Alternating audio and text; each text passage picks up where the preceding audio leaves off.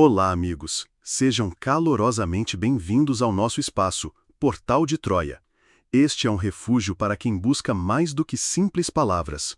Aqui oferecemos narrativas que provocam a mente e tocam a alma. Histórias que revelam, despertam e convidam à reflexão. Esperamos sinceramente que este conteúdo que você está prestes a ouvir traga clareza, sentido e uma nova perspectiva ao seu caminho. Hoje, vamos juntos mergulhar nas páginas de uma obra que rompe fronteiras entre o real e o extraordinário, entre o histórico e o espiritual. Uma obra que abalou leitores no mundo todo desde sua publicação, por sua ousadia, por sua sensibilidade e pelas revelações que oferece. Falamos de Operação Cavalo de Troia I, Jerusalém, do jornalista e escritor espanhol J. J. Benítez. Benítez, conhecido por sua incansável busca por verdades ocultas, nos apresenta um relato supostamente baseado em documentos secretos dos Estados Unidos. Tais documentos descrevem uma operação militar de alto sigilo realizada pelo governo norte-americano que teria alcançado um feito considerado impossível: viajar no tempo. 2 militares teriam sido enviados diretamente ao século I da nossa era para testemunhar, ao vivo, os últimos dias de Jesus de Nazaré. E o que eles viram, segundo o autor, ultrapassa qualquer doutrina religiosa ou tradição institucionalizada. Este resumo não pretende impor verdades, nem negar crenças. Ele é uma jornada, um convite para que você escute com o coração aberto, com a mente livre e tire suas próprias conclusões. Neste terceiro trecho do livro, o clima se torna mais denso, os eventos se aceleram. O cenário é Jerusalém, dias antes da crucificação. Jesus, aqui chamado frequentemente de o Mestre, começa a viver as últimas horas de sua missão na Terra. Era um homem de presença marcante, alto, esguio, sereno. Seus olhos cor-de-mel guardavam uma profundidade que muitos não conseguiam sustentar por muito tempo. Sua voz, mesmo nos momentos mais tensos, era calma e firme. Havia nele uma autoridade silenciosa que não dependia de palavras. Após se despedir dos seus discípulos no Bosque das Oliveiras, Jesus é abordado por um grupo numeroso de soldados romanos e guardas do templo. Eles vinham armados, empunhando tochas, em busca do homem que tantos consideravam uma ameaça à ordem estabelecida. Ao encontrá-lo, ele não fugiu, não resistiu, não suplicou, apenas disse: "Sou eu."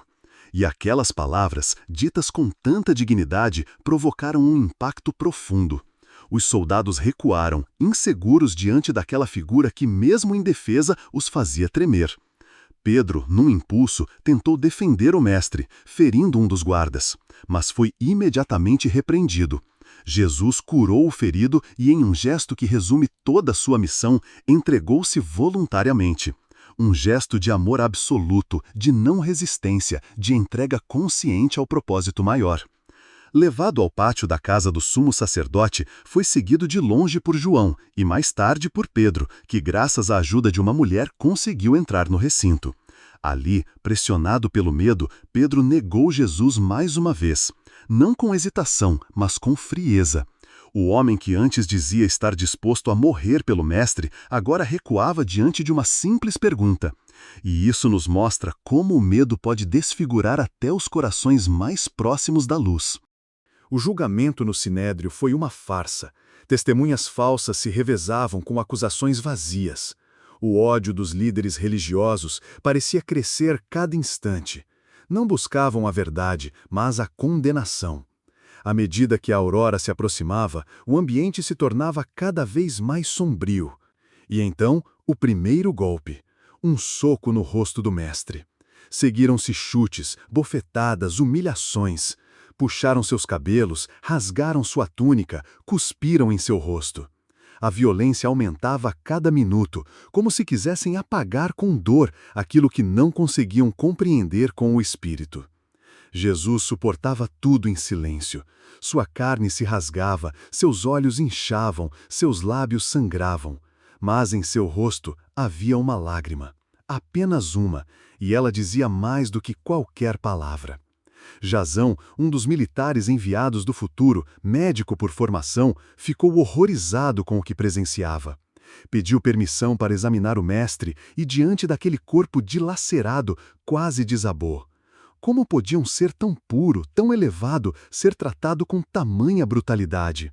E ainda assim manter-se em silêncio. Levado até o governador Pôncio Pilatos, Jesus foi interrogado, mas não se defendeu. Sua dignidade desconcertava o poder. Pilatos, pressionado pelos sacerdotes e pela multidão, hesitava. Declarava que não via crime algum naquele homem, mas não tinha força para enfrentá-los. Assim, ordenou que fosse flagelado, talvez na esperança de que isso satisfizesse os ânimos exaltados. Amarrado a uma coluna, Jesus foi açoitado com um chicote de múltiplas pontas, cada uma contendo fragmentos de osso e metal. Os golpes abriam sua pele, faziam o sangue jorrar. A cada estalo, um pedaço de sua humanidade era arrancado.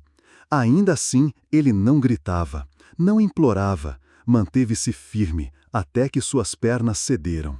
Em seguida, vestiram-no com um manto púrpura e cravaram-lhe uma coroa de espinhos na cabeça.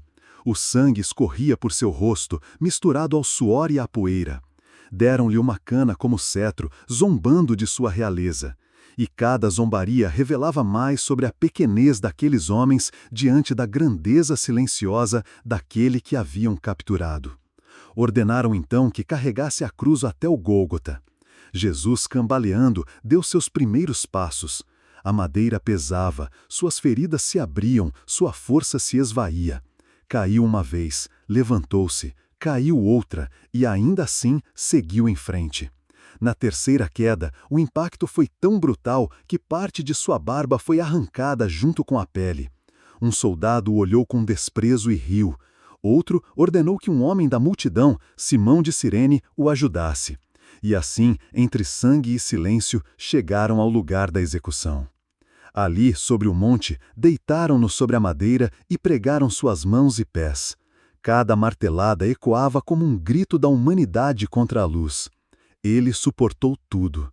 E ainda assim disse: Pai, perdoa-os, eles não sabem o que fazem. A cruz foi erguida. O céu escureceu. Um vento estranho começou a soprar. E então, no meio da tarde, um fenômeno inexplicável, uma luz redonda, intensa, semelhante a uma lua cheia, apareceu nos céus. Os soldados se entreolharam assustados. Alguns recuaram.